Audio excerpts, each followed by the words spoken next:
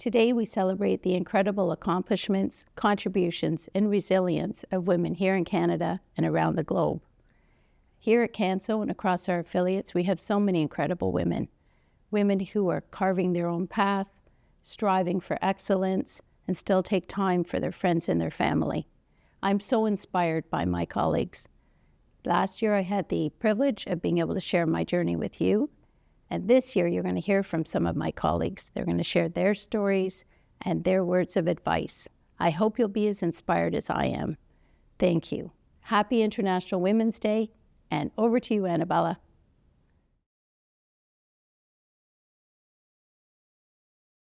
I'm so excited to be chatting with all of you today on this International Women's Day panel with Canso and our affiliate companies. First things first, this one should be easy. How about a quick introduction? Sure. Happy International Women's Day, everybody. So nice to be here today. My name is Dasha Trichnikova. I'm President and CEO at Portfolio Expressway. Welcome, Dasha. I'm Jenny Meto. I work as a portfolio manager at Canso Investment Council. Happy International Women's Day. And my name is Maria Samartseva, and I'm an Associate Vice President with the National Accounts Group at Lysander Funds. Yes. My name is Miriam Medawi, and I'm Managing Director at PBY Capital, and happy Women's Day. Welcome, ladies. All right. So we'll start with a question that I think is really important to many young people as they're starting their careers, which is, what are the qualities of a strong leader, and how have you developed those qualities in yourself? Maybe we'll start with you, Dasha. Sounds good. It's a bit of a difficult question because I do find leadership is such a mystical concept to some. It seems this aspirational figure that's completely unattainable, and not many of us know much about it. When I think about qualities of a good leader, a lot of it to me is a lifelong process of just doing a good job, helping others along the way, and perhaps naturally that paves the way for you to ascend into a leadership position. If I think about specific qualities, there would be a couple that I would highlight. One, clearly setting the vision and a clear goal in terms of where you're headed. I would say 2 is empathy and compassion. You really have to understand how to relate to people around you and really understand your team.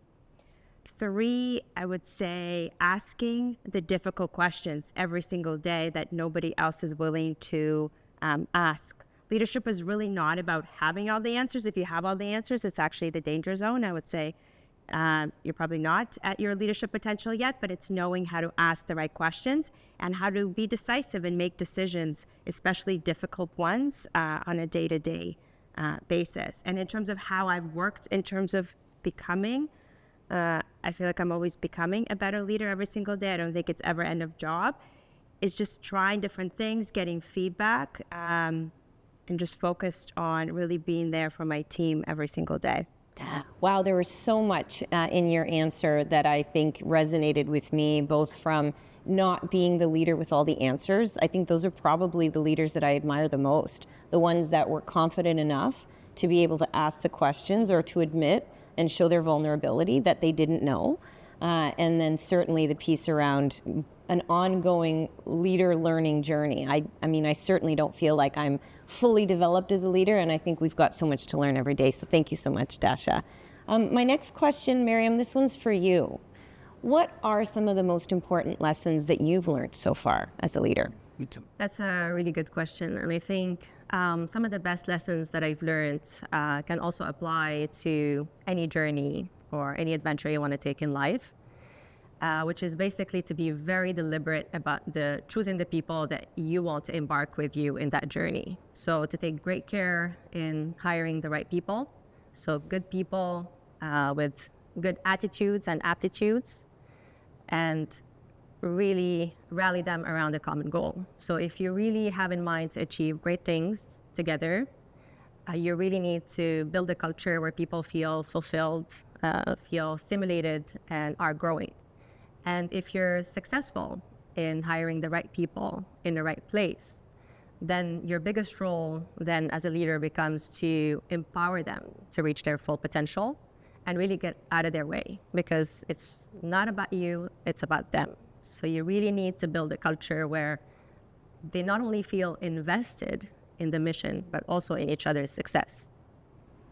I love that. I love that piece of, developing people and then getting out of their way. I feel like that must be so hard, especially when you get to a position of leadership. You've been doing all this great work, and then you're finally in this role, and now it's not about you anymore. That's really tough. But then their success is your success. Yeah, no, absolutely. No, that's great. Thank you, Miriam. You're very welcome. And Annabelle, if I can add, 'cause Yeah. it's sparking a thought around kind of servant leadership concept, but how do you, and Miriam, you were speaking about this, but how do you put others ahead of yourself and help them reach their full potential? Not only is it the most satisfying thing I find as a leader to see people not even realize that they had potential and you've unlocked that in them, and then to see them succeed. Like, I haven't found a greater joy maybe professionally. Personally, maybe I have, but professionally, it's so amazing to see. And the job of leaders is you build that over time and help people recognize something themselves they didn't see before.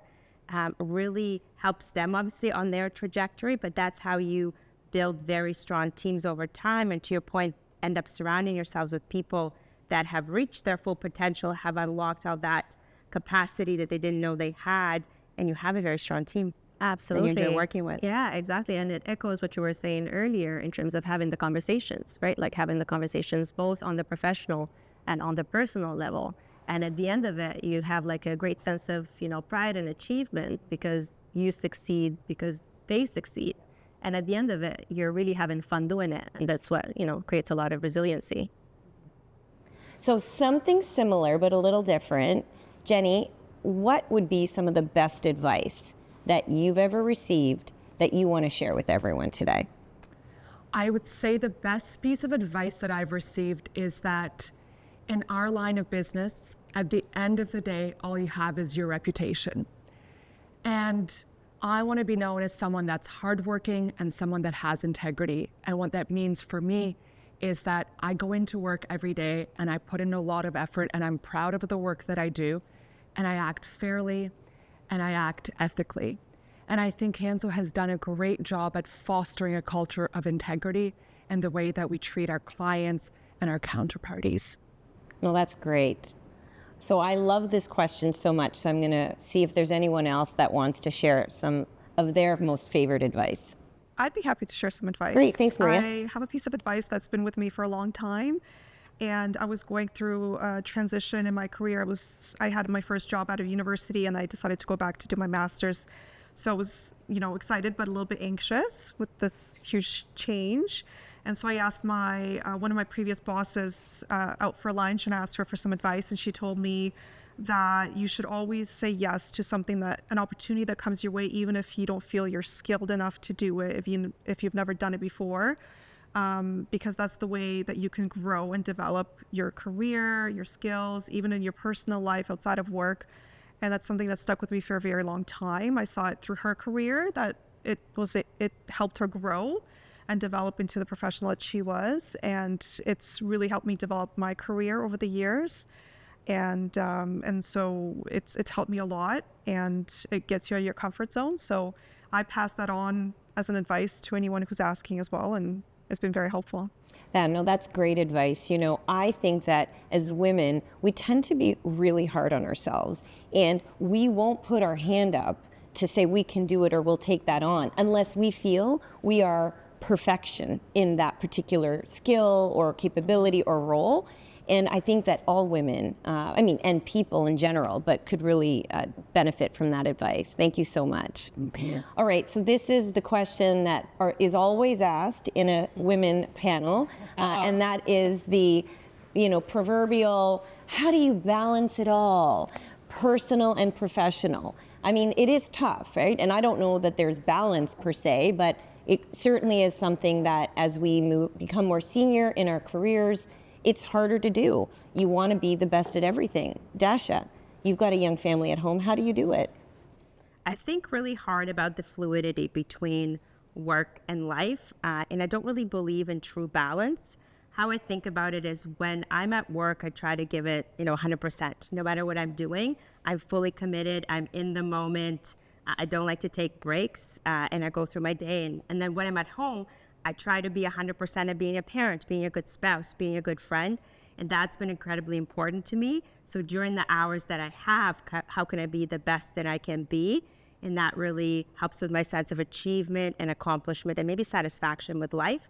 Because at the end of the day, I love to work, but I also love to be at home, and both are incredibly important. And so I don't view it as much as trade-offs. I view it as complements, and that's just how your day is structured, varies on a day-to-day basis.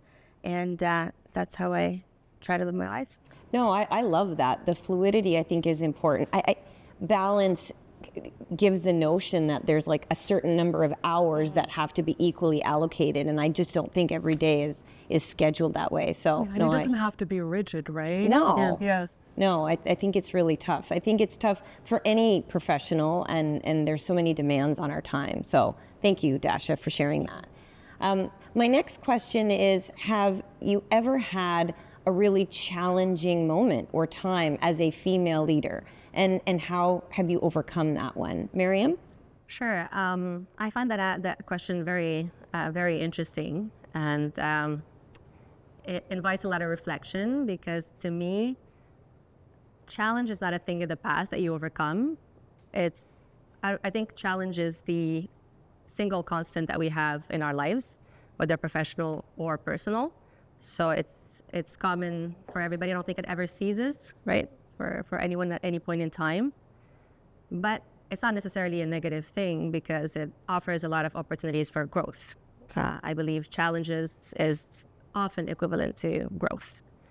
So I think it also evolves. So challenges evolve, and our way of dealing with it evolves as well. So my early career challenges are not the same as my current challenges.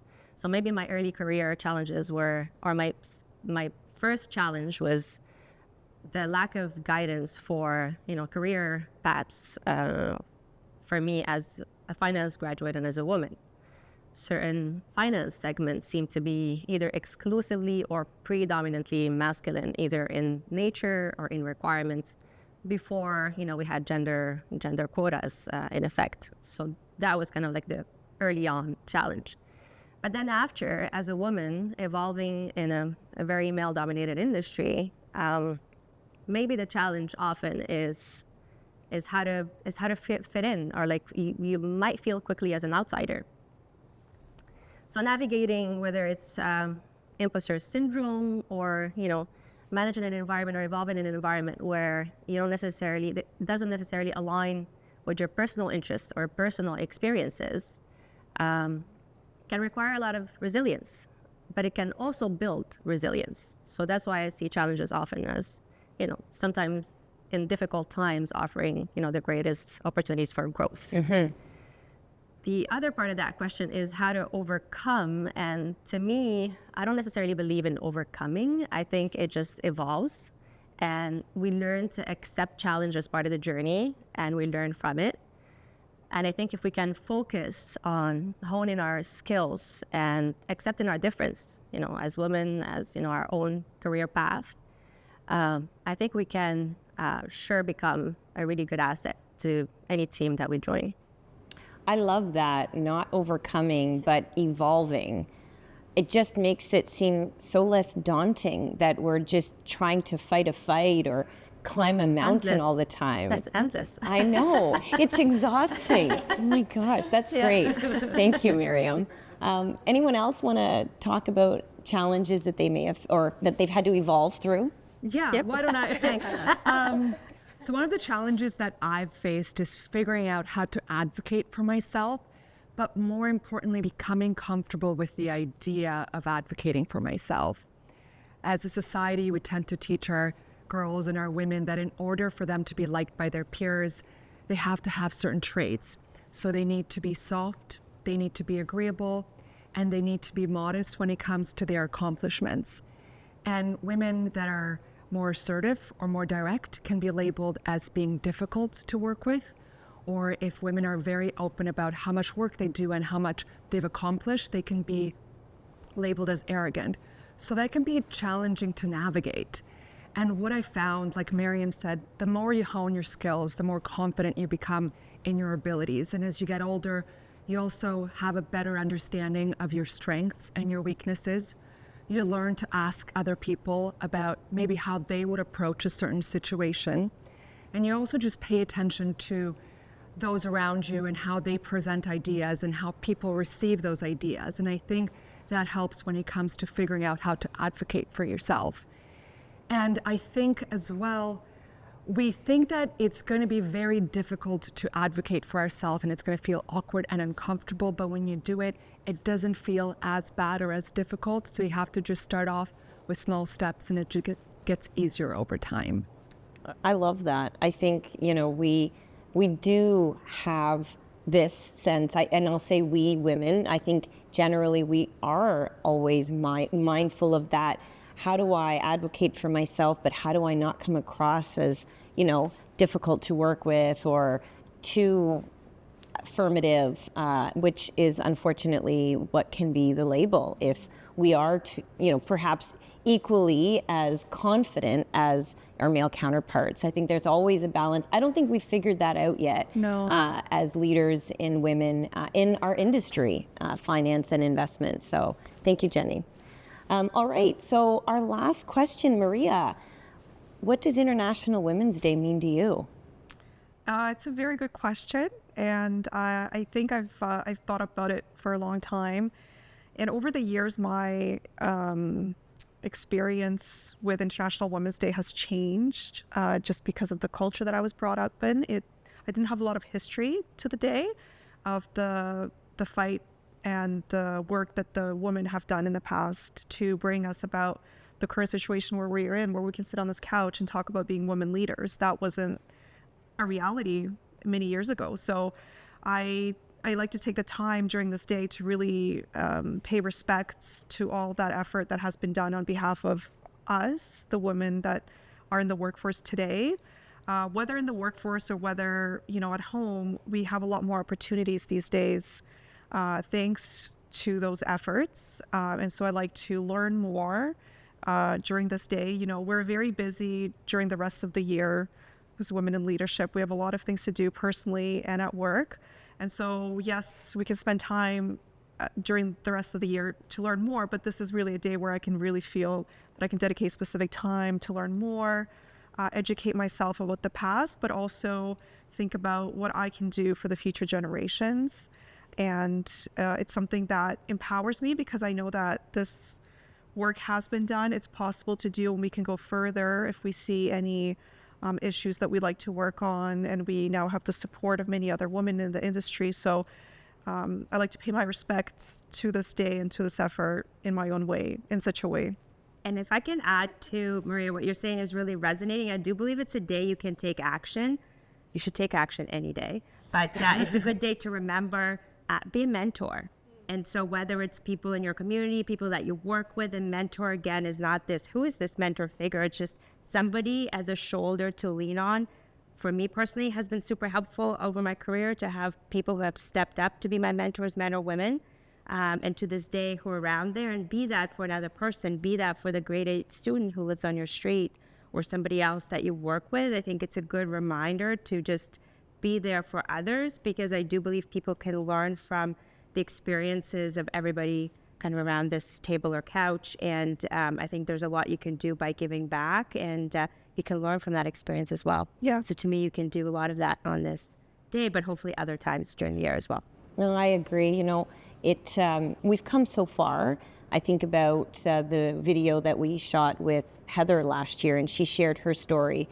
And I mean, so far in our industry, investment and finance, her stories and what she went through, very different than our experiences, but there's still so much more yet that we have to go. And I've got 2 daughters at home, and I take this day as an opportunity to really celebrate what we've achieved, but also still talking through what it means to be a woman and to be a leader, and how they can do so in their own lives. So I think it's really important that we share and that we educate, for sure. Absolutely. And I'll add to that is also being visible. So obviously there's work to do in being mentors, but just being visible. And to Maria's point, like getting out of our comfort zone, because we do a lot of things, we achieve a lot of things, but we do it quietly. But being visible for other young women to see, the different career paths that they could possibly have, what they could aspire to, what type of leaders they could possibly become. I think just becoming visible could create a powerful message. That's great. Well, thank you so much, Miriam, Maria, Jenny, and Dasha. It was a pleasure to chat with you today. Happy International Women's Day. Thank you. Thank you. Thank you. Annabella. Happy Thank you for having International us. Women's Day.